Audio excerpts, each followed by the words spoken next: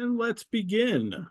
Welcome, everyone, to the Rosenbach's annual Bloomsday virtual talk. I am Edward G. Pettit of the Rosenbach Museum and Library in Philadelphia, Pennsylvania, the home of the most complete manuscript of James Joyce's Ulysses. And as part of our Bloomsday celebrations every year, we invite a James Joyce scholar or creator to share an aspect of Joyce's masterpiece, Ulysses. And this year we bring you Dr. Michael Barsanti for Ulysses and the Great War. Welcome, Michael. Welcome, Ed. Thank you for bringing me on. Thank you. And First time listener, first time caller. this is a return of sorts for you because you used to work at the Rosenbach doing all kinds of Ulysses work many years ago. You even curated the Ulysses in Hand there it is, exhibition and this is the catalog, which we still sell because it's such a fabulous catalog. It was such a great exhibition. So I'm so happy to have you back in the fold of our Joyceans who come and share this work with us. So thank you. Yeah, no, it's really good to be here. It feels nice to be talking about Ulysses with the Rosenbach. Great. Well, this let's take care of some business and then we will get to the talk. Everyone, this is our third annual Bloomsday virtual talk. 2 years ago, we had Colm Tobin on music in Ulysses. Last year, we had Dr. Claire Hutton on her exhibition, Women and the Making of Ulysses. You can find both of those talks on our YouTube channel and still watch them. We will add this one to the YouTube channel, the Rosenbach's YouTube channel tomorrow. So you can watch it. You can rewatch it to your heart's content.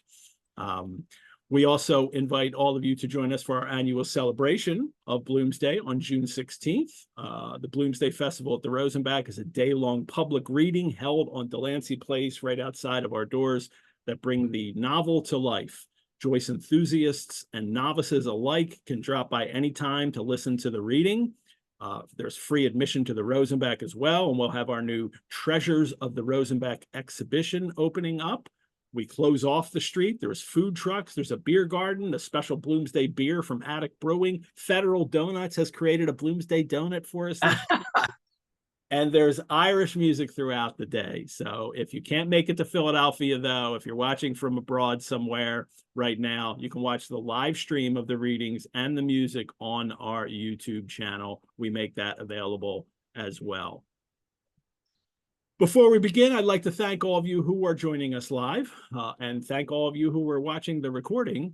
We bring this program to you for free. So if you would like to support the Rosenbach, either by donation or by becoming a member, you can do so by visiting our website. Your support helps us care for our collections, like the Ulysses manuscript and the rest of our world-class Joyce collection, but also your support helps us bring more programs like this one to people worldwide. So I hope you will consider doing that. Also for you watching, for all of you, I said use like I'm a Philly guy. Also for all of you watching live, if you would like to ask a question, if you could use the Q&A tab on Zoom, that would be easier for me to keep track of. After Dr. Barsanti gives his talk, we'll do the Q&A and I'll relay the questions. Feel free to use the chat to talk among yourselves. It's us also creating more Joyce community and feel free to talk to each other doing that. Dr. Michael Barsanti has been reading, thinking, and talking about James Joyce for a very long time. His obsession began with a high school class that gave him his first chance to read Ulysses back in 1986 and has carried forward ever since then through undergraduate and graduate degrees and even a stint at the Rosenbach Museum and Library, where he curated the Ulysses in Hand exhibition in 1998. His favorite Joyce projects have been those that have connected non-academic civilians to Joyce's work, especially the Ulysses Scene online graphic adaptation created by our friend Robert Burry that he collaborated on in the 2000s. Michael earned his PhD from the University of Pennsylvania in 2002, an MA from the University of Miami, and a BA from Williams College. Whew, that's a nice section there. And you live in Philadelphia. I do. You will also be teaching Ulysses at the Rosenbach in the fall in one of our 9-month in-person courses, once a month, October to June. And participants in that class also get to read at Bloomsday, which is really nice. So not only get the book, they get all of your, knowledge about the book, then they get to participate in Bloomsday too. All right, Michael, are you ready to begin?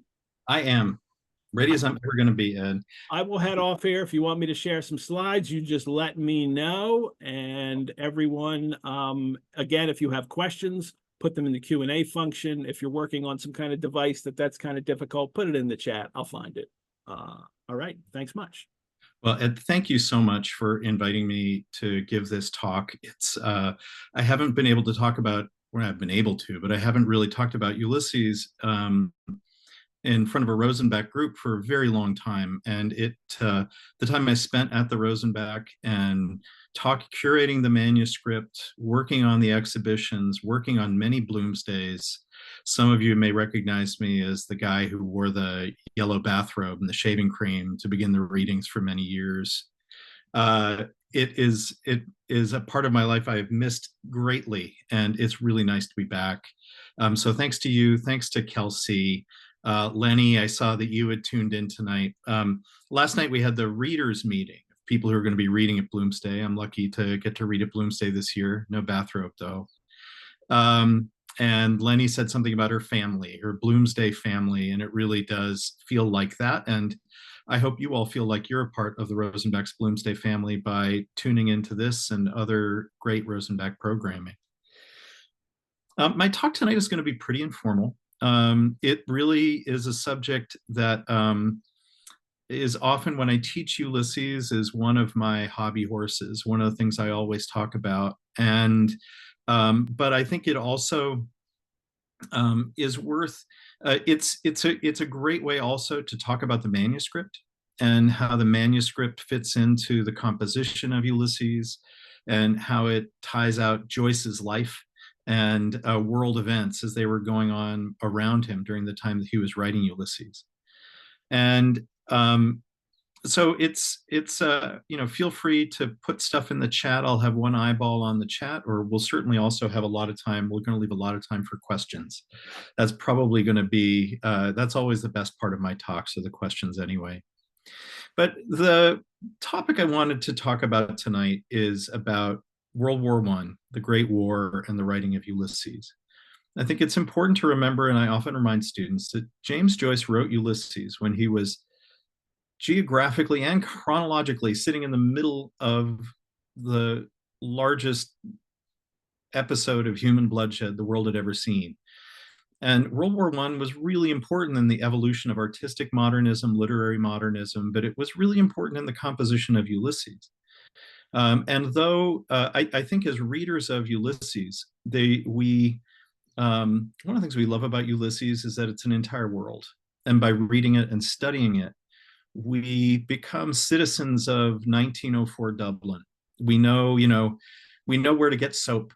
We know where to buy stationery. We know how much a pint costs at, Barney Kiernan's. We become members of this, citizens of Dublin in 1904. We're so immersed in the world that Joyce has recreated and made for us that it's easy to forget the circumstances in which Joyce wrote Ulysses. It's often important to remind people, or I remind people, that none of Ulysses was written while Joyce lived in Ireland. None of it was written in Dublin. It was all a recollection of Dublin, a recollection aided by his, copy of a city directory and newspapers, letters he'd send home to his aunts and friends about where stores were and who was still around. It's a book that recreates a city on a day in its life. And as readers, we get a lot of pleasure out of learning about that city and living in it mentally. But I think we miss a lot about the point of Ulysses, or what it's really trying to say, if we don't remember the place and time in which it was written.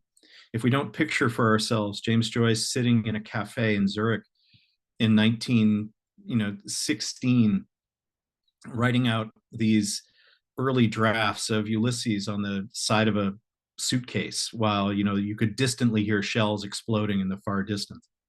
It's an important thing to remember. It's hard to talk about it's hard to talk in a really clear and coherent way about um, how the evolution of Ulysses as a text. Every episode has a different story. Every episode has a different date on which it began. A lot of it we don't know. And also, Joyce was constantly revising text. So you can't say that, Joyce wrote the Proteus episode starting in August of 1917, and then it ended in January of 1918, and that was it. You can't, his composition went on for a long time. But we can tell through letters and through the accounts of some of his friends, get a general sense of the genealogy of the different episodes of Ulysses. And we're going to talk about that a little bit in a moment. Ed, would you put up my slides? There are a couple there I wanted to point out to you, or just get started on some of them. And let's skip that first one and just go right to the second one. This is maybe a little blurry, but you'll get the idea. So Joyce left Ireland in 1904. And he returned for a couple of trips over the course of the rest of his life, but he never really lived in Ireland ever again. And his first stop when he left Ireland with Nora Barnacle, his not yet wife, was to go to a place called Pola, which you actually do see. It's a little too blurry, but if you look, I can't point you out, but if you look in the Adriatic Sea to the west of Italy, and you look up in that little peninsula there, you see a little town, that's Pola. And it was one of the great naval bases of the Austro-Hungarian Empire. Joyce lived there only for a short time. Within a few months, he moved a little farther north along that peninsula to a city called Trieste. And Joyce lived in Trieste, which was at that time part of the Austro-Hungarian Empire, until 1915. Ulysses, when we talk about when he started writing Ulysses, Joyce gave a number of different dates. He told friends that he wrote in like 1915, 1916, that he had been working on the novel for 6 years. There's some sign that he actually began writing some early drafts of Ulysses during the short time that he lived in Rome in around 1909. But his work on Ulysses begins in earnest in late 1914 and early 1915. And I want to focus on 1914 and 1915 because, of course, World War I begins in the summer of 1914. This map we're looking at it comes from a West Point site, and it shows the situation in Europe in 1914, right in the early days of World War I. And the reason why I wanted to point it out to you is because, first of all, to show you that where Joyce was living, again, you can see Pola. Trieste is in that little socket that's just north of it. So he's living in Austria-Hungary when the war starts. Joyce was heard to say, and when war breaks out, it takes a little while until you have, of course, these pink-colored powers, Germany and Austria-Hungary. Germany invades France, invades the Low Countries. Joyce at first wants to sit tight in Trieste. He's lived in Trieste for 11 years. He loves Trieste. He's teaching English. He's making a little money. His brother has moved. His brother Stanislaus has come down to Trieste to live with them. But as the war continues, it starts to get a little too hot in Trieste for James Joyce and his family. Joyce at this point is carrying a British passport. In 1914, there are no Irish passports. He is a British citizen and he has a British passport. You'll see a photograph of Joyce's British passport in the Ulysses in Hand catalog. It was one of my favorite items to show in that exhibition. In the summer of 1915, right around the time that Joyce is working on the first 3 or 4 episodes of Ulysses, Italy decides to join the war on the side of the Allied powers. And when you're living in Trieste, which is just spitting distance from the border of Italy, it starts to get a little tense. And the Austro-Hungarian government decides to basically expel a lot of people out of Trieste Stanislaus Joyce, James Joyce's brother, was very active politically and was an active advocate. He was an irredentist, and he argued that the Italians should be in Trieste. And he's captured immediately as a prisoner of war in 1915, and he stays a prisoner of war for the Austro-Hungarian Empire for the remainder of the conflict. When Stanislaus gets arrested, that's when the Joyce family realizes they need to go. It's time to go. So they pack up, they scrounge some money from whoever will give it to them, and they make their way to Zurich in Switzerland. And the reason why I wanted this map to show you the relationship of Switzerland, which was neutral famously neutral in World War I, to, it's really in the pocket, right on the frontier between these two warring countries. In my intro to this talk, I mentioned Tom Stoppard's play Travesties, which takes place in Zurich during World War I, and James Joyce is a major character in it. The line attributed that's given to Joyce, one of the lines is, what did you do during the Great War, Mr. Joyce? Well, I wrote Ulysses. What did you do? That line has become kind of so famous that now people think Joyce actually said it when it's a line from a Tom Stoppard play. But Switzerland, as a neutral country, became an amazing, it sheltered a number of artists and intellectuals, and all kinds of folks were there. So Zurich, which before had not been known for its vibrant arts and culture community, suddenly became like the artistic hub of exiles in Europe. Joyce grew to like Zurich a great deal, but I wanted to just show you this map, just again to emphasize this idea. Zurich isn't marked on this map, they just have Bern. Would you maybe advance to the next slide? I have a 1915 map. I'm going to drive you so nuts with this. Would you go to the very next one, Ed? I'm sorry. Here we are. Well, everything's clear now, of course. This is a detail of a National Geographic map from 1915, and I have it up here.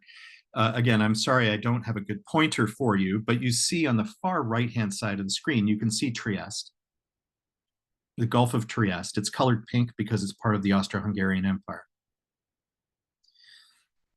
Yellow is Italy. And then this sort of blue-purple color over here is Switzerland. So the Joyce family has to get from Trieste to Zurich, travel through this way in 1915.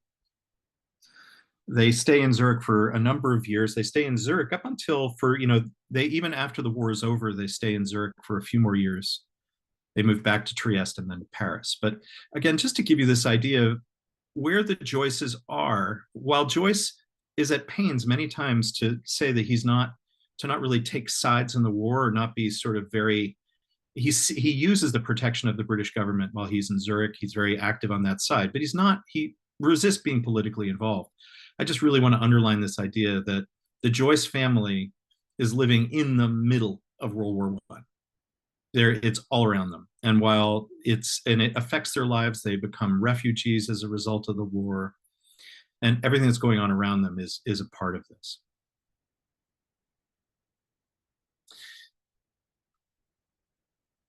Back to 1915. So 1915 is this critical year. Italy enters the war on the side of the Allies. Trieste becomes an impossible place to live. Stanislaus is captured as a prisoner of war. Joyce is working on the chapter Nestor at this time. And if you remember Nestor is the second episode of Ulysses, and it's the one that takes place at the school with Mr. Deasy. In the Odyssey, of course, Nestor is one of the generals who was a friend of Odysseus, and young Telemachus goes to visit Nestor to learn about what happened to his father and to also talk about what's going on back at Ithaca. Ned, would you skip back to the slide that had the dates on it? Thanks. Perfect. And in Nestor, Stephen Dedalus teaches, we can put that in air quotes, he goes about teaching this class on history. He's talking about Pyrrhus and the Pyrrhic victory and this sort of classical text, and then skips into talking about, has the students reciting Milton's Lycidas, and the students are clearly not really paying attention to him, and they're all waiting to go out and play hockey, which eventually they do. Stephen goes to get paid from, and while he is there, Mr. Deasy, who is a Protestant and who is aligned with, sees Ireland as a proper part of the United Kingdom, pays him and gives him his own history lesson. And there's a famous line from Stephen in this line where he says, "History is the nightmare from which I am trying to escape." And I think as we think about this place that Joyce is occupying in Zurich as he's writing, and as we think about the actions of the war that's going on all around him, I think it's important to think about that line, "History is the nightmare from which I am trying to escape." One of the things you see throughout Ulysses is that it is hard to tell, or rather, it's often hard to tell, but you're given a lot of evidence about what groups people belong to, how they identify. Of course, the most famous case of this is Bloom, who's impossible to identify. Everyone in Dublin thinks Bloom is something, but he turns out to not be the thing that people think he is. Everything that you think about Bloom turns out to not be entirely true. Everyone thinks he's Jewish. Well, you find out in Ithaca, he's not really Jewish, although he's grown up in the Jewish faith. And, it's just that you find out that his mother wasn't Jewish, and, all of these things. Bloom is believed to be a Freemason. He's not a Freemason. He never finished applying to be a Freemason. Almost everything you can use to characterize Bloom is questioned or is questionable. He's a father, but one of his children died. He's a husband, but his wife is unfaithful to him. He's Irish, but he's not really Irish, and his grandfather came from Hungary, and who is he anyway? He's impossible to pin down. And in this regard, I think this was one of the elements of Bloom, I think, that Joyce connected to Odysseus. In talking to his friend Frank Budgeon, Joyce asked Budgeon, and Budgeon was an English painter who was also holed up in Zurich during the war. There's passages in the Rosenbach manuscript of Ulysses that are actually written out by Frank Budgeon, who was taking dictation from Joyce during a period when Joyce's eyes were especially bad. Budgeon wrote a whole book about his friendship with Joyce during this time. And he recounts a conversation where he had with Joyce, where Joyce sort of was quizzing him. And he said, who is the most well-rounded character in all of literature? And Budgeon's first guess was Faust. And he's like, no, Faust was a scholar, and Faust was a lover. And he said, well, what about Jesus? Well, Jesus was never married. Jesus never had a family. And, of course, Joyce is never going to make this easy for you. But of course, Joyce eventually says the answer is Odysseus, because Odysseus was a father, a son, a lover, a husband, a warrior, a farmer. He occupied all of these different roles. And yet Odysseus's claim to fame is his ability to be someone else, his ability to present himself as he did, like in the Cave of the Cyclops, as no man, right? This ability to not shapeshift exactly, but to be hard to pin down. You can't really tell exactly who this guy is. When we look at the other characters in Ulysses, one who Joyce seems to be holding up for criticism, they are more monolithic and more two-dimensional in terms of their affiliations and identities. The citizen, of course, is an avid Irish patriot, right? Who is all about the local culture of Ireland and everything Irish, right? Boylan is a lover. Boylan is a philanderer. We know who these people are. But one of the things that makes Bloom the modern Odysseus is the fact that he has these very diverse identities. And I think that is one of the things that when we look at the idea of nationalism in Ulysses, national identities, all of the suffering that comes from national identities, I think we can see the most important trace of World War I in Ulysses in this fear of nationalism, this fear of the destructiveness of national identity, this fear of, and this sort of moment from 1915, from inside the heart of the Great War, being able to look back to 1904 and saying, like, can we see in this moment some of the seeds of what would happen 14 years, 15 years later? I'm not even talking here about what's going on in Ireland during World War I. That, you know, that, and that, but you see a lot of those things. Of course, you have the Easter Rising, the Irish, those who wanted to fight for independence would take advantage of the fact that the British were preoccupied with the fighting on the continent to fight to assert their own independence. So you see some of this huge fighting occurring during World War I as well. But it's Beckett writing about Finnegan's Wake, he says, the danger lies in the neatness of identifications. And that line, while Beckett goes somewhere else with it, has always resonated for me a lot with Ulysses, that it's the people whose identities that are easy to define, or the people whose identities are presented as sort of, those are the people not to really trust in Ulysses. And Bloom's humanity is reflected in the fact that none of these labels really attach to him. And it's also, of course, what makes people uncomfortable with him. He's neither fish nor fowl, right? He's the new womanly man. Which is he? Like, you can't really, there are all of these associations of Bloom's femininity and his masculinity. He seems to evade all of these categories in fascinating ways. You can see I've sort of wandered into what I'm taking as the kind of conclusion or the terminus of this, but I want to take a step back into the composition to try to firm up that link between Joyce's composition and the subject matter of Ulysses itself, and also to talk about the Rosenbach manuscript itself. So let me skip back a second and think about identification and the neatness of identification. And we're going to skip back and talk a little bit about the manuscript and how that plays into the evolution of the novel. So Joyce starts writing Ulysses in earnest in around 1914, 1915. But he doesn't really get an opportunity, and he creates he's working on Nestor, as I said, at the time that his family has to leave Trieste for Zurich. While in Zurich, he starts to see Portrait of the Artist published. Some of his books start to get published. He begins to build some notoriety. But one of the most important things that happens to him happens in the summer of 1917 while he's in Zurich, and again, while the war is still raging, when he gets the opportunity to begin to publish Ulysses in two magazines, The Egoist in London and The Little Review in the United States.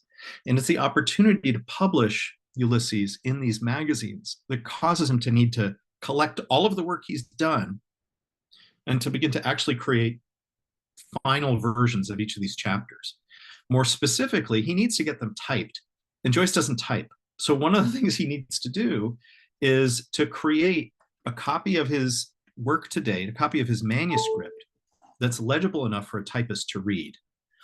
And that's what gets him working on the Rosenbach manuscripts. He needs to take all these drafts that are written in this impossible scribble, and he needs to begin to translate them into a much cleaner looking manuscript page than a typist can copy from. And I think I have the first page of the Nestor manuscript, just the title page is in there. Yeah. Most of the Ulysses manuscript is in separate sheets that look just like this. They're little brown pieces of paper. There's usually a pinhole in the upper left-hand corner because you had pins holding each episode together. And each one has a title page. Now, this isn't true for the Ithaca, for some parts of Ithaca and Eumaeus that are in notebooks. But for most of the manuscript are on pieces of paper just like this, because what Joyce was doing was transferring it to this form so it could be more easily typed. He also had already started to talk to the New York lawyer and art patron John Quinn, who had expressed an interest in acquiring the manuscript. So he's also creating, while this has a functional use, he's also creating a collectible, if you will. He's creating something that John Quinn will buy. He's creating a sort of asset that he can sell. But what I wanted to point out to you here also is how in the lower, each episode with one of these title pages says where it was written. And in this case, it's at the Pension Daheim in Locarno. Locarno is like a summer resort community. You didn't know that Switzerland had summer resort communities, but it's right on the border with Italy, it's sort of in between Zurich and Milan, but it's right on the border in Lago Maggiore. It's sort of, it's near Lake Como, but a different lake. Anyway, this is from 1917. And in 1917, the war has been raging for 3 years. You have fairly static fronts. The United States is beginning to enter the war in a more active way. And that is interfering with the transmission of things around state borders. But you see there's an envelope from the manuscript being sent to John Quinn in New York, where you can see that, it's during wartime. So censors have opened the envelope to see what's inside. But each one has this. I guess one of the other reasons why I wanted to talk a little bit about this page and Nestor is that Joyce, I think, quite actively resisted the notion that he was writing a book about World War I. I would like to argue that it's a book about World War I, but I think Joyce went to great lengths to have it not be. And part of why I think there's so much energy put into recreating the world of Dublin in 1904 in such detail is in some ways to avoid that association, is to avoid that linkage too strongly. Again, Joyce, during his time in Zurich, Travesties is, again, fantastic play. I've seen a couple of comments pop up in the chat about it. You can see Joyce's attempts to try to steer clear and to identify himself as an artist outside of these events. So if we go back to Nestor and if we go back to Stephen's comment that history is the nightmare from which I'm trying to escape, that's a highly quotable line, right? And in context, Stephen is talking about anti-Semitism. Mr. Deasy is talking about how the Jews are going to ruin Ireland. And in this context, it's Stephen who is saying history is a nightmare in that context of Deasy's comments about anti-Semitism. I tried to get that page from the book in there, Ed. Did that make it? Is that it? Maybe the last slide? I was having some technical difficulties there. Oh, yeah, there it is, but it's tiny. It's going to be just frustrating and blurry. Forget it. Forget it. No, that's useless. I'm firing my AV team. Let me just wrap up. I think we've come to actually a point where I can add some coherence to this. In thinking about why is history the nightmare from which Stephen is trying to awake? I think it's because as Joyce is working on Nestor and as he's writing Ulysses, he's living in that nightmare. And he's living in a nightmare that's caused by forces of history, forces of nationalism, forces of expansionism, forces of colonialism. And he's seen how those forces have affected his native Ireland. He's watching how Europe get torn apart. And that is the nightmare. And the forces of history that have helped to define these nations that have also driven forces of anti-Semitism, of racism, of sexism. These are all the parts of the nightmare. And I think that phrase also, helps us to better understand literary modernism, but also the whole modernist movement, in the sense of these were artists who had seen in that sort of late Victorian world, the pre-war world, a world that seems supremely rational, where technology was advancing, where the future promised that we had escaped the idea of wars. And then to see all of that explode and turn into hideous carnage that just, I think, left a lot of artists looking at the world and saying, like, you thought you thought, you Victorians, that you were handing us this rational paradise. You thought you were handing us this perfectly rational world that was just improving. Here's what happened. History has brought us to this nightmare. And I think that's a good place to stop, is to think about history being the nightmare from which we're trying to escape. And that is a sentence that's written during World War I, or at least is becomes incorporated into this chapter there. And it has to do with those forces that led to the war as Joyce saw them. And it opens the door for us to begin to understand the nature of identity, of national identity, of racial identity, of gender identity, as being something that in Joyce's world, leads to this kind of conflict. I think that's probably where to stop. And then if there are questions, let's talk about it. Great, thanks, Michael. That's fascinating. There were a couple questions, and we'll hit those first. And please, if you have a question, you want to drop it into the Q&A. But if you drop it in the chat, I'll see it at this point. There was a question in the about the title page we showed with the Locarno thing on. That was actually the very first for Telemachus, but and I have it here to share. This is actually the first page of Nestor, and you can see it's still the same place, dated down here, and the location at the bottom. Right, because it has that Roman numeral 1. Yeah, and it's 1 continued when you hit that, and then here it is, but it's the same. It's the same thing here. This is the first. I had flipped open to the wrong page. Yeah, 1 continued. It's the same place. Yeah, but it is still number 1 for the Telemachia. An eagle eye from the anonymous attendee, but that is quite right. Eileen has a question here. Cyclops is so important in terms of what Joyce wants us to think about the world, right? She provocatively asks. Well, I do think it's one episode where I think we can, if sometimes when people would ask me, like, is there a villain in Ulysses? Well, I mean, not really. I mean, I guess Buck Mulligan, I suppose, but the other leading candidate would be the citizen in Cyclops, right? Whose nationalism, which quickly becomes a hatred of Bloom, quickly becomes through, his pride in Ireland, which I suppose we would find, which many of us can identify with, becomes a kind of rabid anti-Semitism so quickly that, and you also see in Deasy, who would also be on that list of villains of Ulysses, right? But I also think that we are meant to, while I think the citizen's issues, while his flaws do help to sort of calibrate our moral compass as we're reading Ulysses, I do think we also have to look at some of Bloom's hesitations. Again, Bloom being this sort of undefined person, this person you can't hang a name on, when asked, what is a country?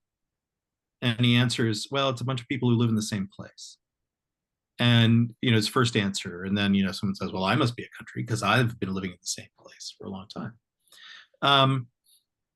I'm not sure. So I think, Eileen, I would agree that in Cyclops, we are kind of given a more explicit kind of moral orientation than what we see in other episodes of Ulysses.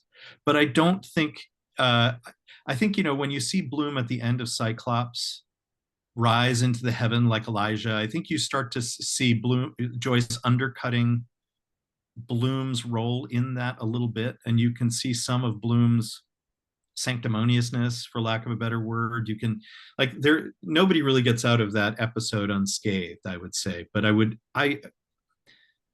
short answer, yes. I do think the Cyclops is probably the place where we get that sense of moral compass more than in other places in the book. I mean, it seems to me that really reflects that, that kind of, not you mentioned rabid anti-Semitism, but the rabid nationalism that was, tearing Europe apart and would continue to. and that, I can imagine. Do you think Joyce just can't help but be affected by that during World War I to create episodes like that?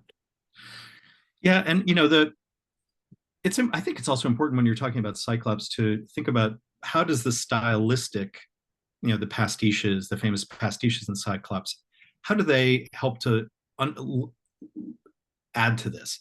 We had the readers meeting last night. We had that great reading from Cyclops, where they talked about the great giant, where you see these characters and there you see them metamorphose into these enormous caricatures of themselves, taken to mythical, and there too, I think there is also a sense of I just remember, I think it was last year, Ed, or the year before, at one point recently, you gave me the Tree Wedding to read.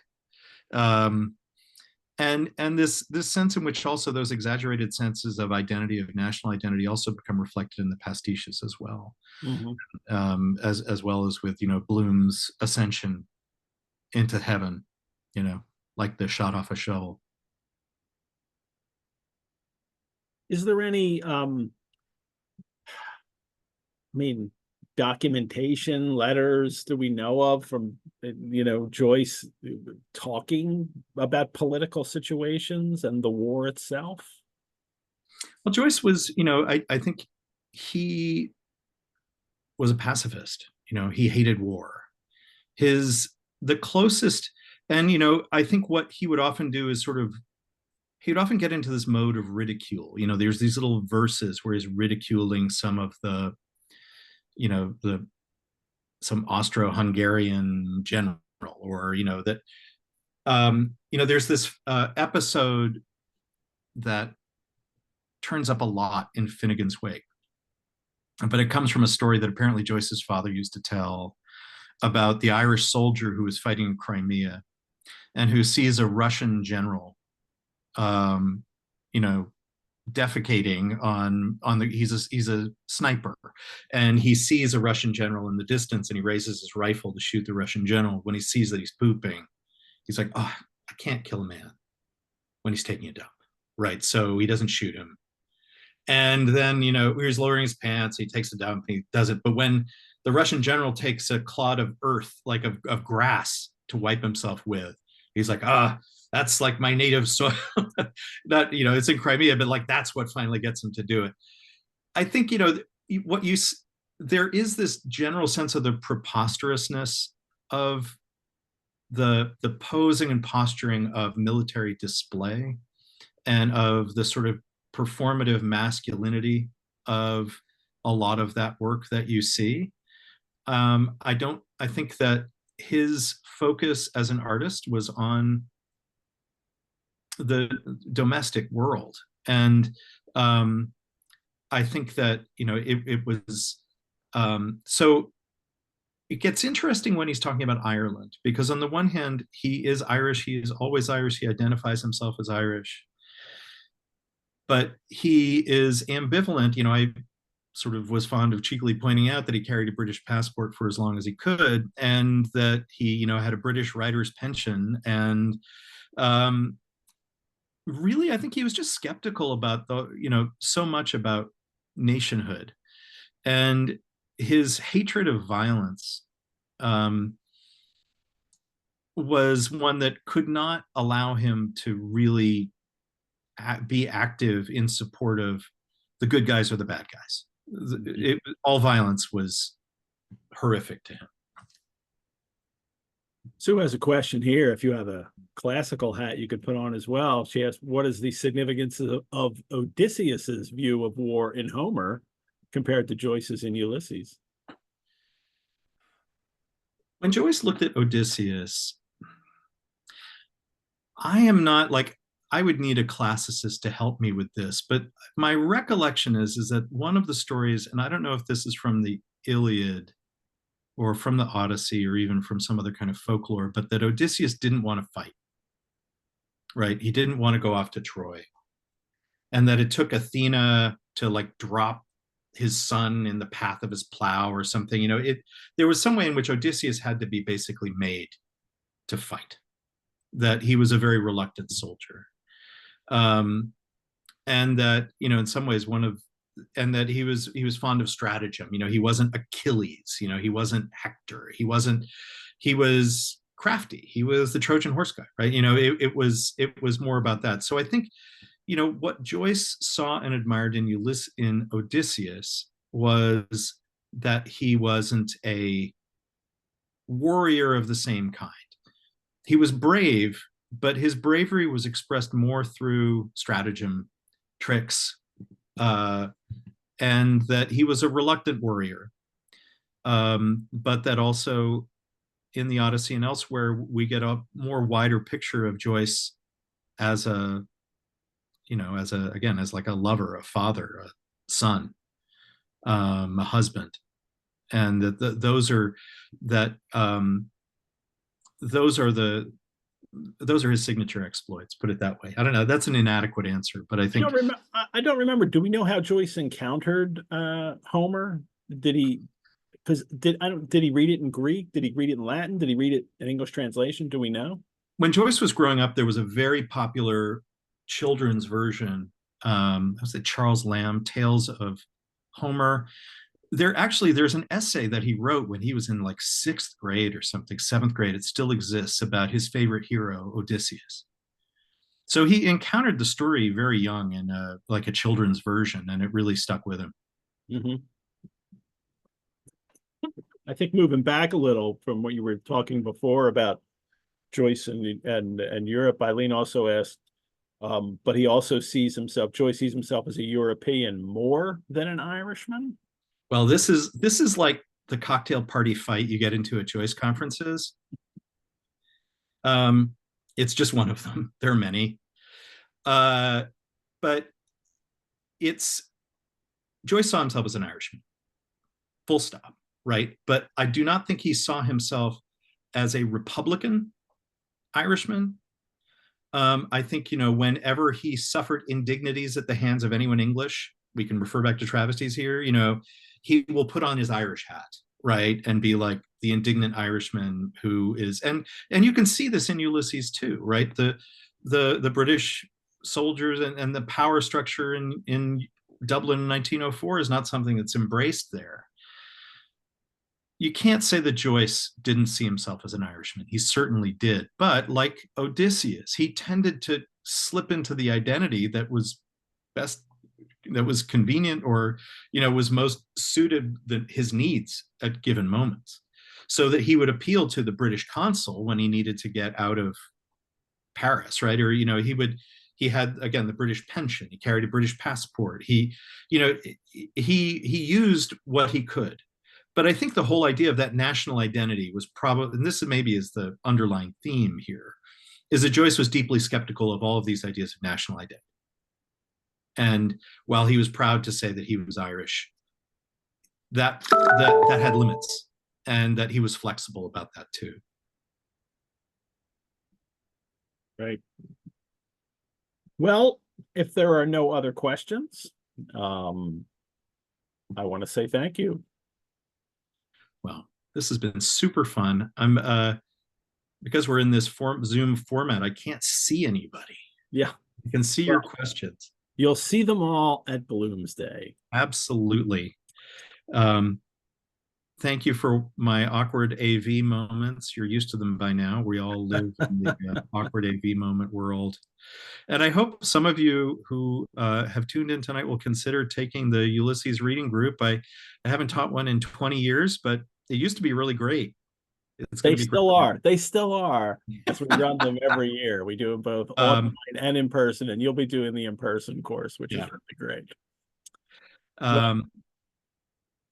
Again, I thank you all for tuning in tonight. Thank you, Ed, for having me here, and I'll look forward to seeing you all on Bloomsday. And I hope also consider signing up for the class in the fall. I'd love to continue this conversation in that context. If you go looking on our website, you won't find that course listed yet. It will be available to register on Bloomsday on June 16th. So if you look then, you'll see it there and can register. I hope you all join us at the Rosenbach on June 16th for Bloomsday. Thank you for joining us for this program. If you're looking for more literary, historical, or cultural engagement, head on over to the Rosenbach website and check out the other programs and courses we have. And I invite you to please support the Rosenbach. You can do that by donation, or if you're not already a member, you can join. And I invite you to do so. Farewell, farewell, Michael. Farewell, readers. Thank you for Bye, everyone. joining us. Thank you. I'll see you on Bloomsday. Bye-bye. See you later.